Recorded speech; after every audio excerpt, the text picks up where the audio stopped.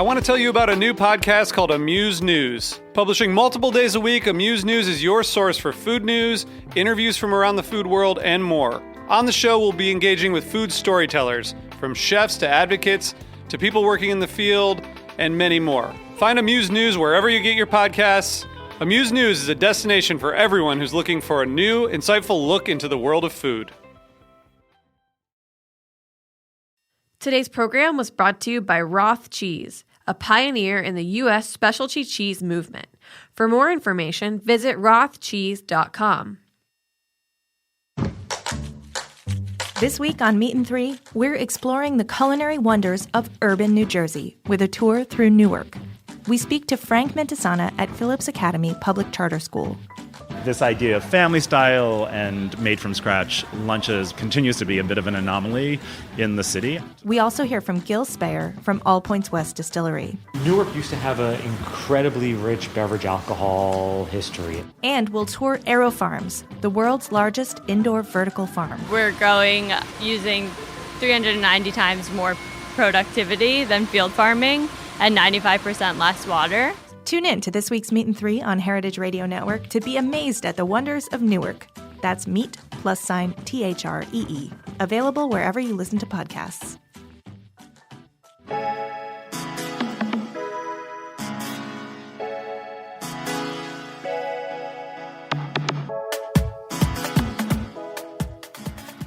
Welcome to The Line. I'm your host, Eli Sussman. How do you take a restaurant dream and turn it into a reality? We all know building and operating restaurants is an expensive endeavor. Oh yeah, everything breaks, customers are fickle, employees don't show, and they are inherently risky for investors when you don't have a real product to show them. But what if there was a way to test run your concept before committing to a 10-year lease? And a way to get investors to try your food in a restaurant setting before they agreed to hand over their cash? Behold, the pop-up concept, a roving dinner party where your focus group pays for their ticket. Hopefully they like it, word of mouth is strong, and you're able to leverage existing diners into investors. Today my guest is California native Nico Russell, and he did just that. He started Oxalis by hosting dozens of dinners, feeding hundreds, and creating a motivated customer base along the way. The pop-ups were hailed in Gothamist as Brooklyn's best pop-up dinner, and Thrillist selected it as the best tasting menus for under $100 in New York. In December of 2018, he found a spot in Brooklyn along with his partners, and they opened a brick and mortar using a mixed fundraising strategy. Today on The Line, we'll be talking about why he chose the pop-up model at first, cooking in the south of France early on in his career, growing up in California, and how the first year of his restaurant is progressing. Chef Nico, welcome to the show. Thank you. Okay, so you grew up in San Jose. You're a California guy. We were talking right before we went on about, Cupertino and being there while the tech boom was kind of going on. What was it like being in that area as Google, Facebook, everything is exploding, and you're just like a high school kid who's figuring out your life? Yeah, it was interesting for sure. I think, seeing all that, not really realizing what's going on until like taking a look back now and kind of seeing the way the area is and how it's changed so much drastically. I think it's you see these tech companies and they're just kind of a part of your, all these companies and people's parents work there and they're kind of just a part of the culture where you live, and you don't think much of it, because you're a 14, 15-year-old kid. And then, you leave the area and you kind of take a step back and you're like, oh, wow, like something really crazy is going on here. But it was great. You got really interested in food at a young age, but why and who had impact on you in that area? Was it a family member? Did you get a cooking job really young that stuck? Like, what got you interested in it? I was kind of always interested. I think, I was kind of always one of those kids that was just like poking around the kitchen. Just like, what's going on in here? It smells great, I think, my family, obviously my mom, a lot of, part Filipino. So a lot of that, that part of my family, was always cooking something very different. And I was always kind of, excited by that. The ethnic food specifically, and then also growing up in the Bay Area, it's like it's similar to New York in the sense it's just so rich ethnically.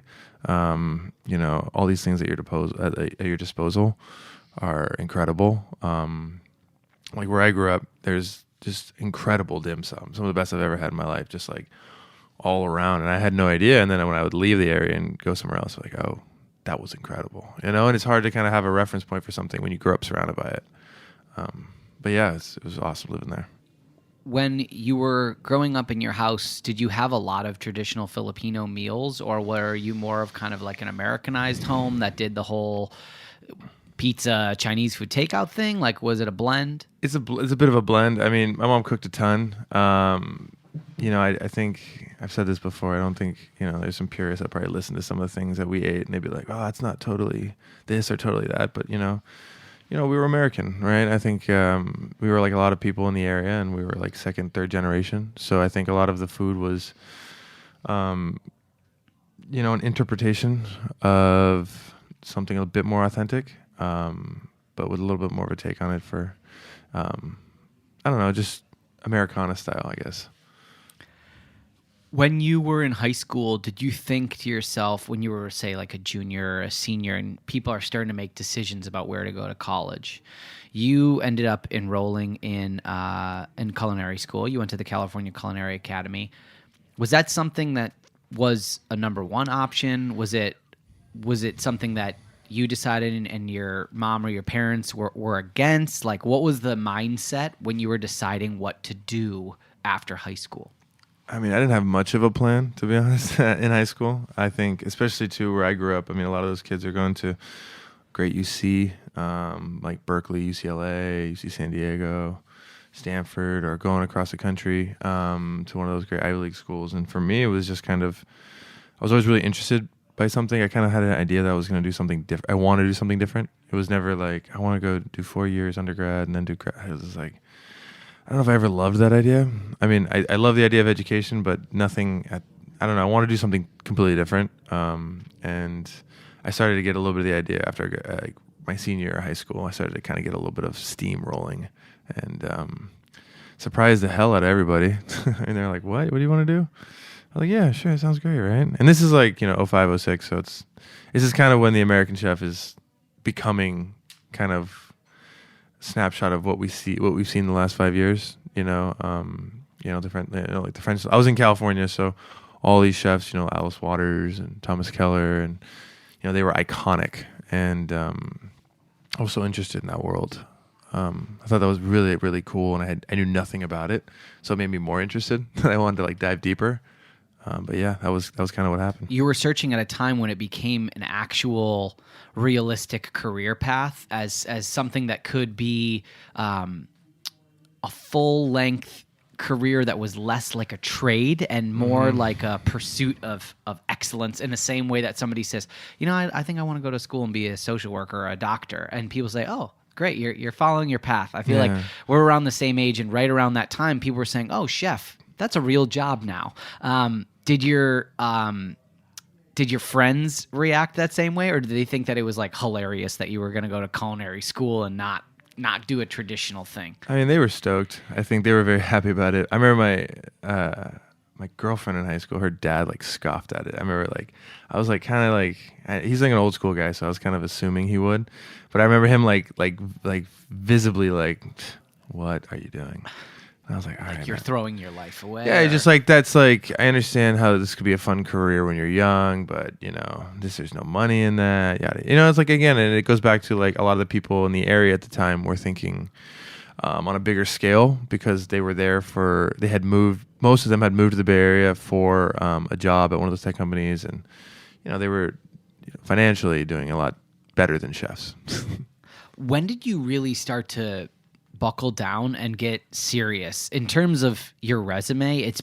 It's been really serious for a while now. Yeah. Did it always start off that way? Did something click in culinary school, or was it your first job where you saw like French technique?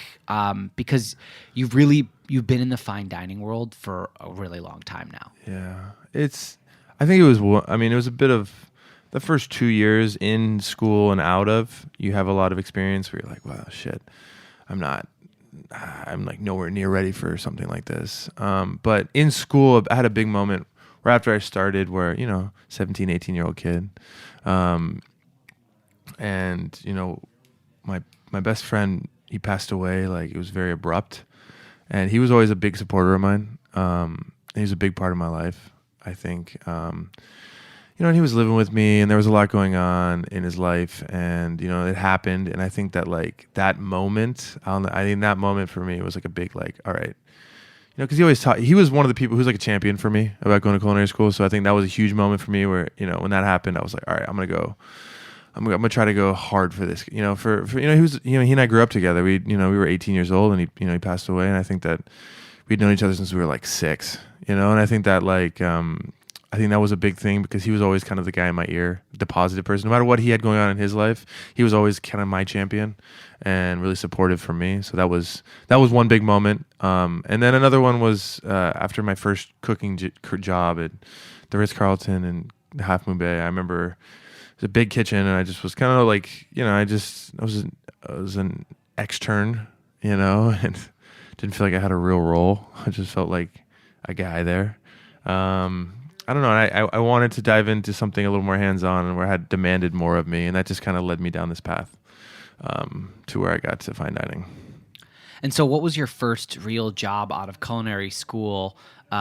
You stayed in California, right? Yeah, I worked at the Ritz-Carlton in Half Moon Bay. It was a hotel. It's a hotel just off the coast between like Santa Cruz and San Francisco. Beautiful area. Great. And obviously extremely fancy and very expensive. So it's like a destination, a bit of a place, right? Because it's up on the bluffs overlooking the Pacific. And, first real professional kitchen. I don't think it's, I'm sure you can say the same thing. Your first professional kitchen, it's just like everything's overwhelming, You don't really know how to use time as like your ally. It's just your enemy then. It's just your enemy. You have no control of it. And that was where I started cooking. A daily prep race against the clock. Never win. You never win that one. To be ready for service and never ready.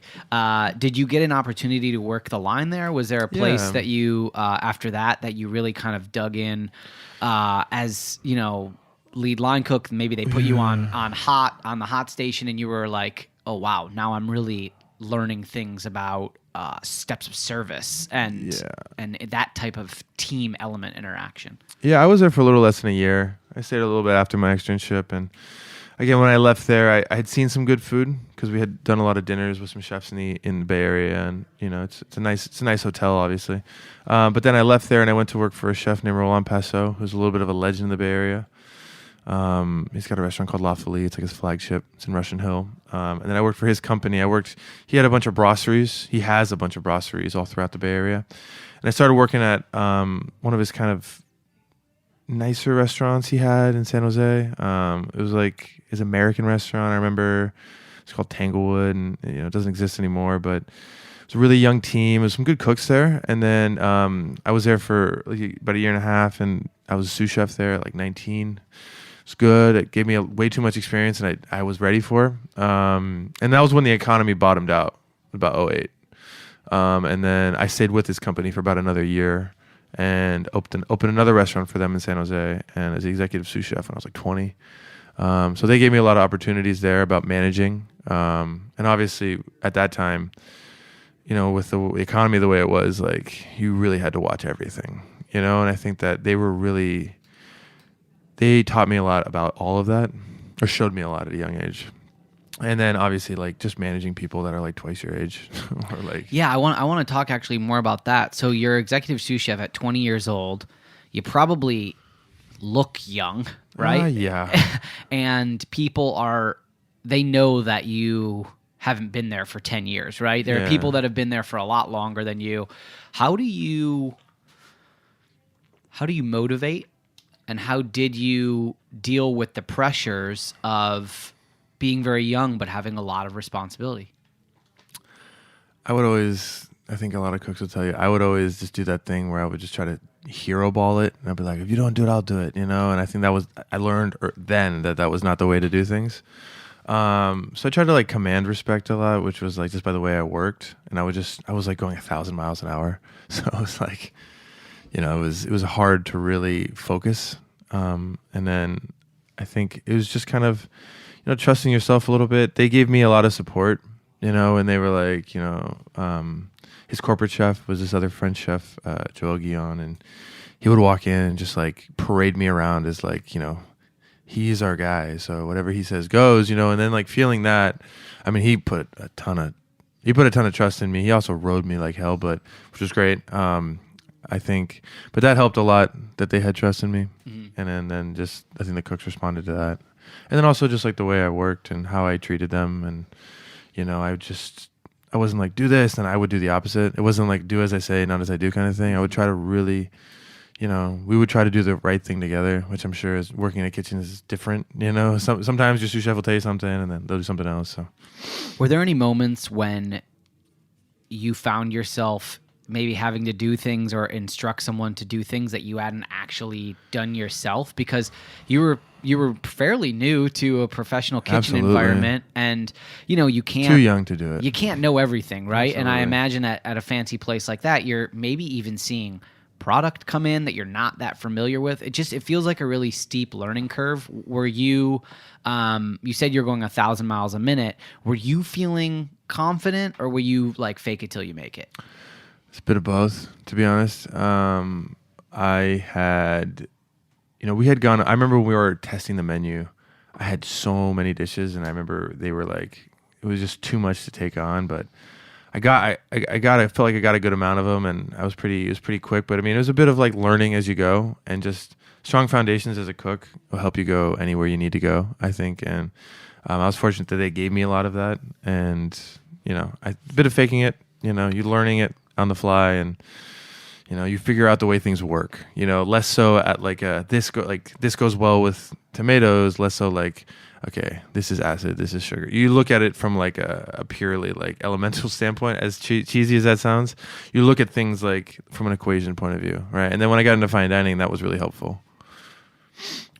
How did you end up in France? And were you is it Mirazur? Yeah, I was at Mirazur. I was working at Restaurant Daniel here in New York, mm-hmm. and a lot of chefs from France come in. They do dinners, they do lunches. You get to meet a lot of people, which is great. And then I remember I met Chef Mauro, I don't know what year it was, but it was at the end. I was there twice at Daniel, and it was at the end of my first time there as a chef de partie. And I was going to leave soon, and I got in a conversation, and their food was just so unique. And I was just so in awe. I was like, I love the way you cook. It was so unique. It was French food, but it was so light. It was also just, I don't know if the food he cooks is so beautiful. It's so aesthetically it's incredible. It also tastes delicious. It tastes very light in a way that would surprise you a lot if you knew what you were eating. Because the common thought about French food is that it's going to be like loaded with butter and a lot of fat, bigger, and many proteins. Okay, and was his food, did it have the similar components, or was it just totally unlike things you'd ever seen at Daniel? It was completely different than Daniel. I thought it had a lot of the similar components of French cuisine. It definitely, it had a more modern touch for sure, but it didn't feel like, I don't know, it didn't feel gimmicky when I saw it. It felt very natural. And then he also, he comes from the Arpège family, which he worked for there for a long time. So obviously the respect for vegetables and everything was on another level. When you were at Daniel, you came in there, and did you have expectations about what it would be? It's such a famous restaurant group led by a famous chef. Did you find it to be an intimidating experience? And hell yeah. And was the kitchen collaborative? I would love to hear your experience. I have heard that it's actually quite a good teaching kitchen. Did you find that to be your experience? Yeah, I think, they went through a bit of a change, I think my first year or second year, where when I started, it was, the visa, the J1 visa was for a lot longer than it is now. So I think the staff was a lot more European, which was super overwhelming for me. I came from a kitchen in California that had 4 cooks. So I was like, what? Just a huge brigade. And You know, I got to see a lot of things there, and I got to, I think teaching, it demands you to be a good cook to work there. Whether that's less so one-on-one and more so just kind of them showing you and you kind of learning because it's a very busy restaurant. I think working in busy restaurants is the best thing you can do, right? Because, you're constantly busy and you're constantly just refining yourself. Because you have to keep doing these things over and over and over and over again. And the menu was, it's so rooted in classical cooking that like some of those things, I think some of those things technology has kind of overtaken, but you don't do them there. You still stay rooted in the classical techniques, which is great. And I think that that's lost on a lot of people. You're saying that technology would allow you to execute it the same way, but like take a shortcut, but they still make it. You're talking about a sauce that you could cut out a step by putting it in a machine, but they're still doing it as a 13-step 2-day process or something like that. Yeah, well, I mean, there's still a lot of things that Danielle, I think from a kitchen perspective is a lot more modern than people probably give you credit for. Mm-hmm. From the things they use and some of the things, I think people would be really surprised to see that. Anything specific that you can give an example of? You're gonna get me in trouble. No, you're talking about like from an equipment perspective. Yeah, I mean, I think obviously braises and slow cooking things. Technology has definitely taken its way. We're talking like sous vide and things of that with nature. some things. Yeah. The meat roast is still you're roasting. Mm-hmm. A la minute. I think, there were moments when you do something and you'd be like, wow, okay. It says to do this, I have to do this, and you do it, and it's beautiful, I think, because I was also there when they wrote the book, so I got to see that whole process, and that was cool because that book it's to me represents so much of how that restaurant is. It's it has the things they serve every night that are kind of the 2012, 2013 take on these things, but then it has a whole section that are like the classics, like Tête de Veau. Canard La Presse, like all these things, chartreuse, all these things that are like crazy. I've never worked in a fine dining restaurant like Danielle. A lot of people listening, I'm sure, have never even been inside the kitchen, even as a diner. Are there recipe books, or are you shown one time and you have your own book and you take notes and then you recreate the recipe? Like how do they maintain the level of excellence and consistency? Is it just you're shown and then you must reproduce? It's a mix. Okay. They'll show you something, you write it down. Mm-hmm. They'll have a recipe for something. They'll go print it out. Their database is huge. It's a mix. I think they have so many recipes. They've been around forever, right? They're a restaurant that's 25, almost 30 years old soon. I think there's so much to use. There's so many flavor combinations that they've done, and if not that, from classical cooking and interpretation from that, that it's so great that like they show you these things, and it's up to you to kind of take notes and retain and reproduce these things. I know it's impossible to distill an experience down to one snapshot, but what from Mirazur is something that you lean back on or think about all the time now that you're doing your own project and you've got your own restaurant? Is there something that is just in the back of your mind that you think about a lot relative to that experience that you had there in South France? Flexibility, I'd say. The way they cook there, and I think it's changed a lot. I was there 4 years ago, but it's super flexible, I think. And from that, I mean, things change a lot during service. Like the menu, like things change. And I think it's a bit daunting immediately when you first step in there and you're seeing things like just changing and you're like, what? From a lot of cooks' perspective, you're like, I have a mise en place, I have my station, let's start service.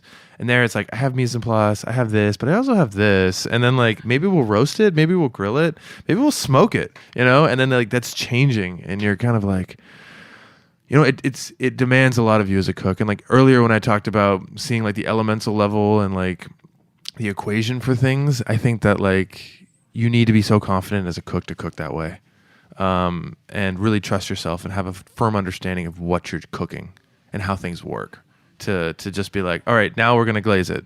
Then we're going to roast it. Then we're going to sear it. Like three tables, 3 different preparations. You're like, okay, yeah. we chef. You're kind of like, you're a part of that, and it's so helpful, I think, because I think it can be stressful for people. I'm sure people listening who haven't been in a kitchen like that, who haven't seen that, it's a stressful thought.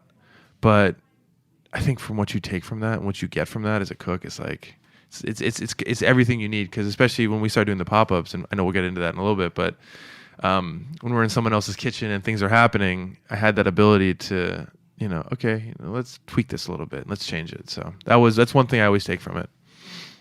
We're going to take a quick break, but when we come back, we're going to stay in France, where you ran into Steve Wong, a buddy of yours from childhood, and over a bunch of wine, a pop-up idea was born. So everyone stick with us. We're going to talk about Oxalis when we come back from the break.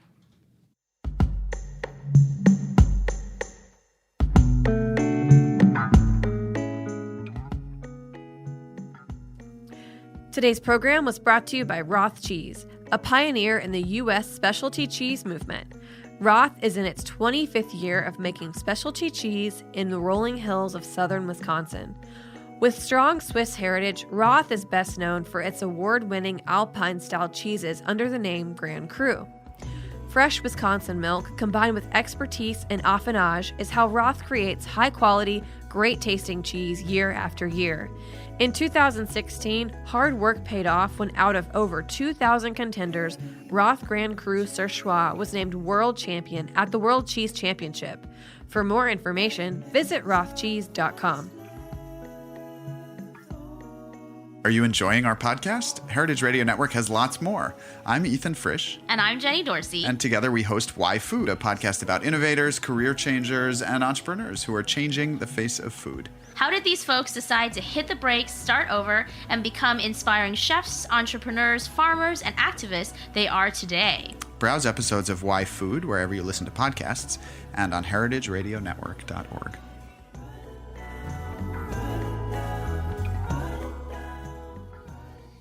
Welcome back to the show. I'm joined today by Chef Nico Russell. He's the owner of Oxalis. It's located in Brooklyn, and it started off as a pop-up all around multiple restaurants in Brooklyn. It was at Egg. It was at Brooklyn Kitchen.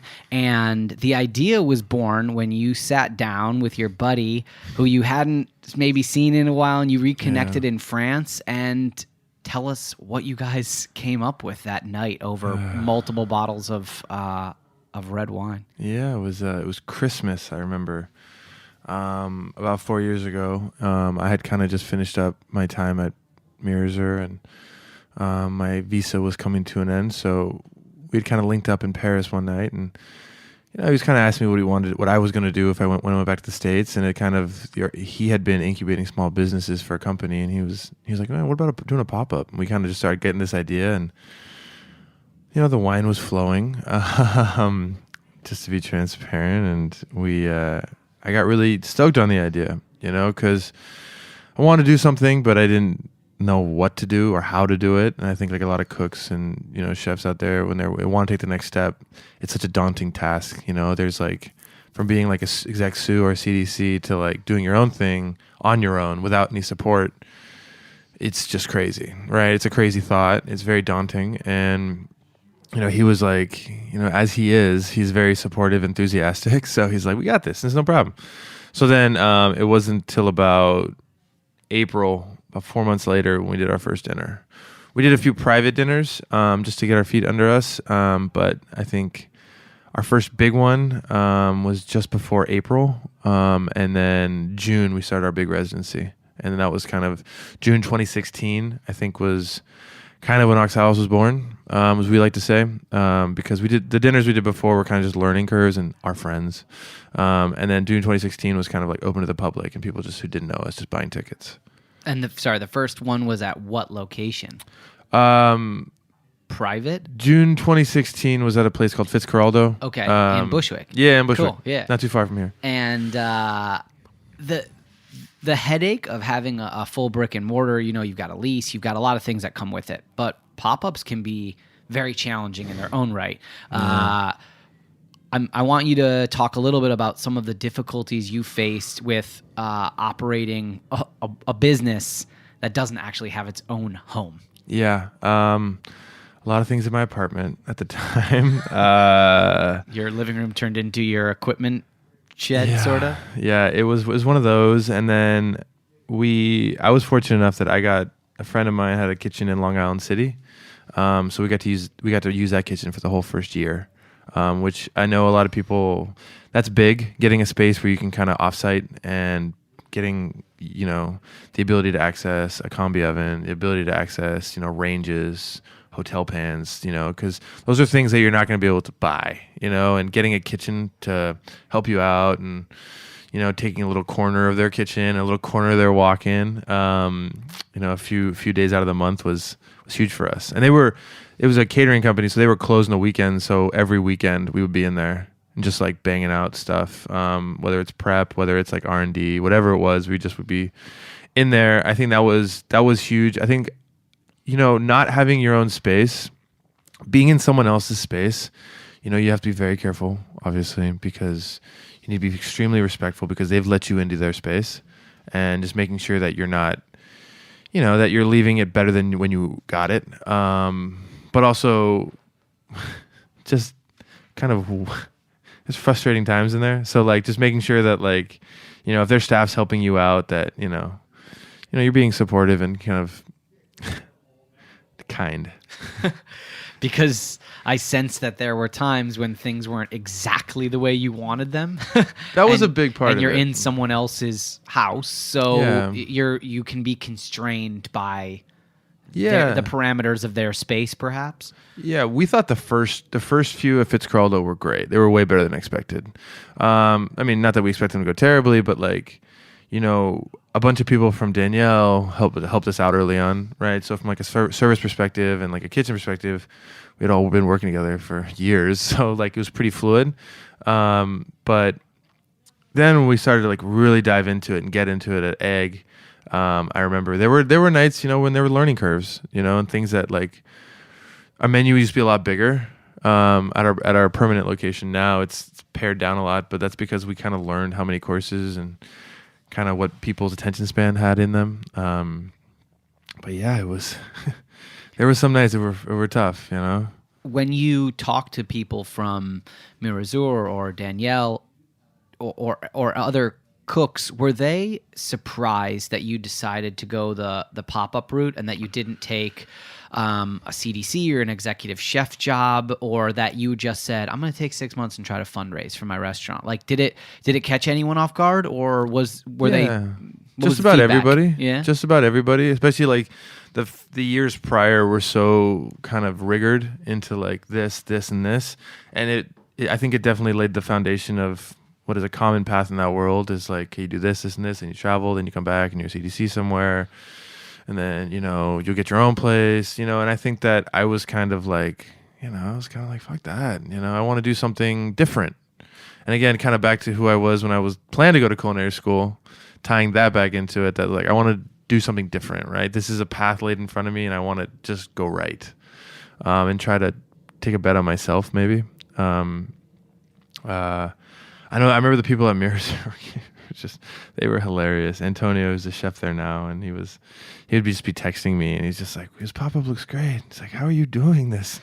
And I was, I was like, "I don't know," And there was a lot of times when, when people started to respond well, like Gothamist and Brooklyn Mag, and people started to write about us. It surprised the hell out of me, to be honest, because I didn't think that I was just cooking, It was all just so. It just happened, right? It wasn't like, okay, we're gonna do this. Like, it wasn't us sitting around a table. Like, we had a plan, but like, I remember the days of the dinners. They kind of took shape, and we were kind of just a part of that natural process. And when people started to respond well, it was a surprise, and it was definitely gratifying. Your partners are in the restaurant are Piper Christensen and Steve Wong. Yep. It's a long journey from getting drunk with a buddy and being like, this is going to be awesome, let's do it. And then you wake up the next day, you got to put pen to paper. You have to make a lot of decisions. How did the three of you join together? What's the division of labor like during the pop-ups? And how has that changed or remained the same since you've gone brick and mortar? So, yeah, I think, Steve and I we're the first two we're the founders, basically. We're the ones that that started this and kind of formulated the plan, all the branding, everything we just figured out. It was all us. And then Piper came on about a year and a half into the pop-ups. He was a friend of ours.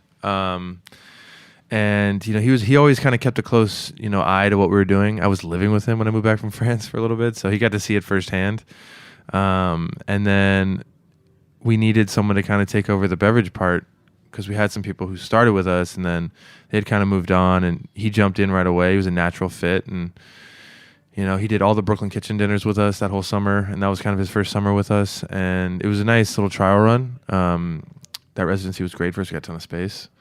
And then I think at the end of that year, we had found the space we were going to be, and it was like, okay, this is happening. And then we kind of approached Piper as a beverage director, and I think it was just a natural fit. He does a great job too. I think he and I link up. He used to cook professionally, so he and I definitely can talk about things in a way that it's unique, I think, probably to a beverage director chef relationship. He understands it a little bit at a deeper level, not like others don't, but I always feel like I get from him a little bit more of a cook's perspective, which is pretty cool. Fundraising is so tough, and I remember when my brother and I were trying to do our own project, we had people come over to the apartment, we went to their apartment, and the point at which people are interested to the point in which they write you a check can seem like millions of miles away, where people say, wow, your food's so amazing. But there's something about transitioning someone who loves your idea and your food into an investor. Can you talk a little bit about how the two of you or the three of you all together were able to convince folks during the pop-ups to become more than just a diner? And if you had difficulty doing that, how did you find other investors? Yeah, I think getting people, you got to get used to people telling you no. I know that there are people listening that are like, yeah, of course. But you get told, you'll go through great lengths and you'll cook like 2 tastings for people. And at the end of it, they'll be like, we love your food, but no.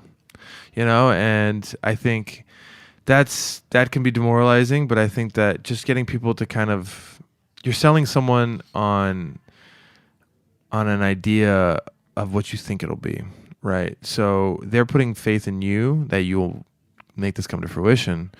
So they're really just buying you, and kind of, again, you and I talked about this before. You can show someone numbers, and you have to make sure you create all the right systems so that you're efficient with these things. But at the same time, I think you have to give people peace of mind and trust. That you'll endure the hard times, that, when it's not all fun after the opening, that there will be a bump in the road and you will make it through that. And you won't just run off to Mexico with their money. When you were in the thick of it with the pop-ups, people are coming, they're loving it. Mm-hmm. Do you have any doubt in the process of going to brick and mortar? Were there nights where you, at the end of it, you said, that was great, but I don't know if this is ever going to happen for us? Or were you always just like, we're making progress, forward steps? Or were there days where you really felt like you were taking a lot of steps in the wrong direction? I don't think the dinners were ever a step where I was like, we're finished. But again, we treated those dinners, we attacked them in a way that we're like, this is all we have, and I think that that's the way you have to tackle a lot of things, especially if this is who you are. You're the pop-up person. This is how we got to be known for a little bit. And, every pop-up is like, games on the line. You have to perform. And I think that there were definitely days when we were like frustrated and bummed. There were days when I was like, this is going to be nothing. I thought that, but I think just kind of trying to stay true and kind of, like I say, enduring to see the bigger picture, seeing something through was something that is kind of the person I am. I want to see something through all the way. So I think, I was very fortunate enough that my partners were supportive and positive to help me see the bigger picture when I needed it. I want to talk about expectations of both the diner and also managing press expectations and how that can impact your headspace and the restaurant. So you were reviewed in both the New York Times and New York Magazine like within 2 months of being open, which is sort of the normal time frame. Yeah. What are your thoughts on either or both of those reviews, and has it changed the way you've done anything in the restaurant or behaved as a business person? Yeah, I think we were really fortunate that we got reviewed so early. We felt like, we had some things. We didn't have our liquor license for our first 2 months, right? Which is tough. I think our beverage director pivoted, did a really great non-alcoholic pairing, but that was something, just as operators, that was tough for us. It was a surprise for us. Things didn't come through the way we thought they would. So that was a little bit frustrating. But yeah, I mean, like the reviews were something that, we expected them coming. That was a little earlier than we expected, but we were ready. Mm-hmm. We thought we were. There's good notes in there, I think. It's funny, people talk to us about the reviews and they're very positive, and we're very fortunate enough to be reviewed. I think a lot of restaurants don't get reviewed, and I think that we're really stoked that they chose us. But we've definitely taken some things, I think, that constructively that they've said about, we never wanted, the nice thing about the pop-ups, which is so funny because people talk to us about the pop-ups now, and they're like, you guys were like, so fun at the pop-ups. It's like the pop-ups were chaos a little bit, people who never went talk to me about it, and they're like, but the pop-ups were so, I was like, how are you telling me? Like, you know what I mean? Like, it was chaos you were for not us. There, like my head was spinning. And then now that we have our own space and we're trying to get more relaxed in our own space, there's a new life to this, right? And we're kind of growing into it. And I think it's so funny too. And we've gotten that a few times where people were like, but like the pop-ups, we're like, sure. I mean, like you never went, but you didn't see, but sure. Okay. It's one of those things that like, I think we're learning in our new space, and I think we're kind of figuring out who we are there. The layout of the restaurant's very interesting and unique. Is what we love about it. We adore that. That when the guest walks in, the kitchen's right there. We're the first people that greet you. And I think that, I love that. I think that it was something that we all decided as a team, and even me specifically, that, the cooks greeting the guests is awesome. I think that, again, it's 2019, and I think that the infatuation with who's preparing your food now is huge. And I think that having the guests, like when you go to like ramen spots, and they're like yelling when you come in, it's like so fun. It's like, and we thought about that a lot, and it was just one of those things that I loved when I saw the space. Is there a dish right now on the menu that you feel perfectly represents the current incarnation of the restaurant? And if it's close to that, can you walk us through it a little bit? Tell us about its components and maybe how you decided to put it on the menu. Yeah. There is, I think they all do, but there's a dish we're doing on our carte blanche, which is kind of our tasting in the dining room. It's the fish course. It's a trout we get from Hudson, New York. We cure it and lightly smoke it, and then we serve it with a sauce made from bergamots and some riced cauliflower. It's been seasoned with a little bit of togarashi and bergamot juice with some puffed skin of the fish, and then some lovage leaves on it too. So I think that's a good example of us because, I like smoke, I like acid, I like those flavors. But I think that it's a little bit of a refined version of those big, bold flavors that we love. The fish is very simply seared and then just cooked in a salamander.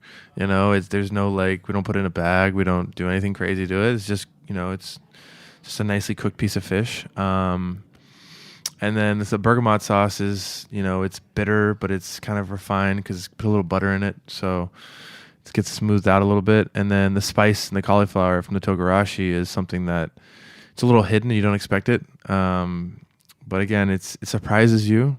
If you look at the plate, you see like 3 components, and you're like, okay, great, trout, bergamot, lovage, I get it. And that's how we want the menu to read. We want it to read like 3-4 ingredients, so you can eat it like that. And then once you get it, you're like, oh, there's togarashi, and then this is bitter, and then this is smoky, and then this is it, And I think that like that's a good example of how our food is. It's like you see it and you're like, oh, cool, I understand it, and you eat it and you're like, I do not understand. That's so much more than I thought was going on, and that's kind of how we've gotten our food to be. Now that you're in your own space and you've been in there for a while, there's so many pieces to actually having your own restaurant that I really, as coming from transitioning to pop-ups to having our own space, which is we had a year where we were in someone else's space, and you get kind of used to that. And then you get in your own space and you've got, who knows, insurance, equipment, labor, all these things that were not the same in the pop-up space. I want to know one thing that is just, it caught you totally off guard. And then if there's something that just like is part of your day now that kind of drives you crazy. You're like, wow, I really wish I was in the kitchen working on stuff. And now that you're a co-owner and a chef, you're just getting pulled away a little bit as an owner of a restaurant. Yeah, I mean, I think there's a million little things, right, that pull you away. And I mean, there's a few. I think during the construction phase process was a big thing for us, right? Because now that it's your building, it's your space, you're dealing with, your contractor, your landlord, your designers, all these people that are, they all have their own, agenda a little bit, and kind of just being the middle person in that is a little interesting. And getting used to that, it takes a little bit, I think, for people who have not done it before. And then I think now in the day-to-day, I think it's just, it's all pretty much straightforward. I think it's just dealing with, little things that are ours in the building, that like if it breaks, if we were in someone else's space, we're like, hey, this thing's not working. And we're like, oh shit, this thing's not working. And, oh no, I'm the guy that I have to go to get it fixed. It's okay. We've been pretty lucky on that aspect, but like, if a roof leaks, okay, let's get up on the roof, like things like that, if, something happens in one of the basement rooms, okay, let's go seal that, let's go do something. Let's go, if there's a leak somewhere, let's just fix it, those all fall on you, and just being prepared to kind of be flexible. I know a lot of people, there's a lot of content of chefs being like, it's being so much more than a cook, and it's like, it is, but also building a space where, like we talked about it, having trust with the staff where they can do what they have to do. And yeah, there's just a lot of things. There's 1,000 things. There's a lot of restaurants in New York right now that do a tasting menu. You can find it at a lot of different price points. Yeah. In your own words, how does your restaurant differentiate itself, and how do you define what your tasting menu experience is like?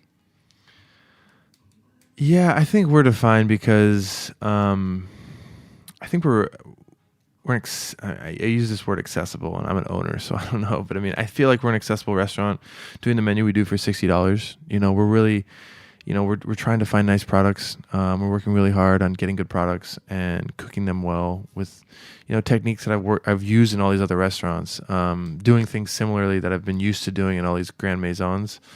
But I think the accessibility of what we're providing at the price point differentiates us for sure. And then also, even in restaurants that aren't in our category, yes, because we have that menu. We do have an a la carte in the bar room too. So we do have 2 menus.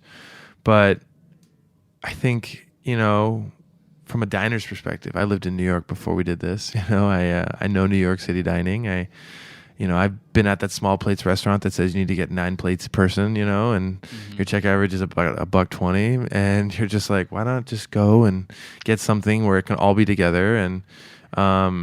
And that was also a response to it, less so me working in tasting menu restaurants, but like more so me being pissed about being like, don't tell me how much food I need to eat, and don't tell me how much food I need to eat because it's X amount of dollars on your check average.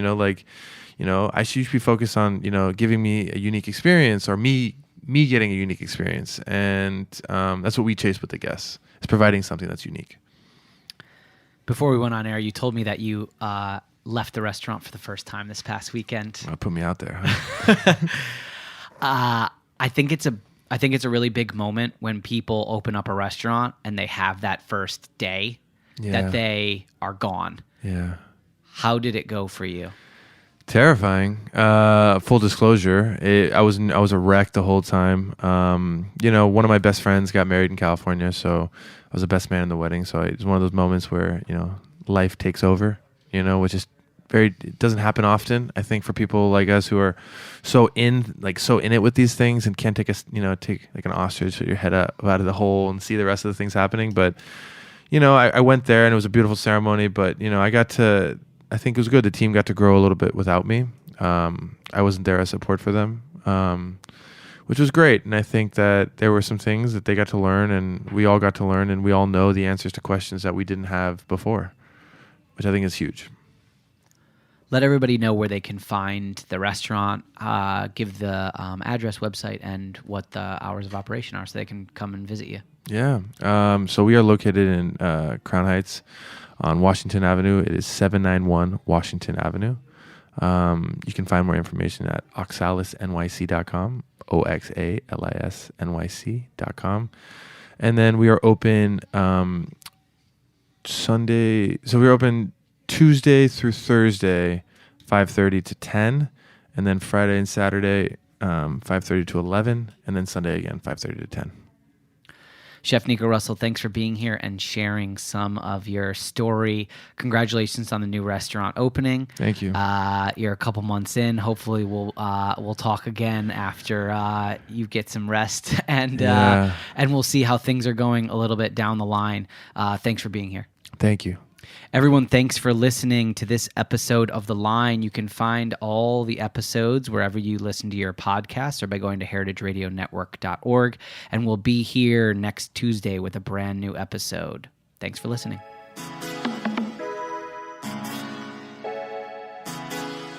Thanks for listening to Heritage Radio Network, food radio supported by you.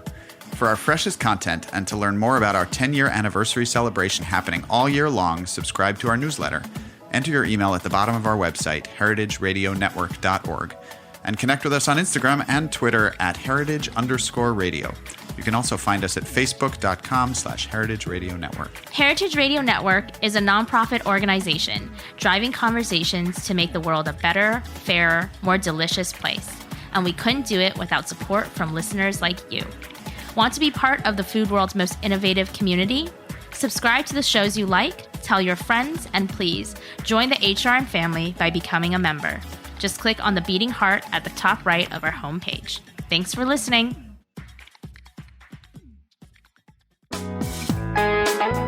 Hey listeners, we're nearing the end of our 15th anniversary fundraising campaign, and we need your help to meet our goal. This campaign offers you a chance to win a unique food and music experience in one of the most exciting cities in America. Here's how it works. Donate to HRN and you'll be entered to win dinner for two and 2 tickets to a concert in one of 8 amazing cities: New York, Los Angeles, Philadelphia, Nashville, Las Vegas, Charleston, Ardmore, Pennsylvania, and Asheville. All donations support our work educating food system storytellers. And when you donate, you can choose one of those cities and you'll be entered to win dinner and 2 tickets to a show. So help us reach our goal and enter to win dinner and a show in the city of your choice. Check out heritageradionetwork.org/15 to donate and enter to win today. That's heritageradionetwork.org/15. Thank you.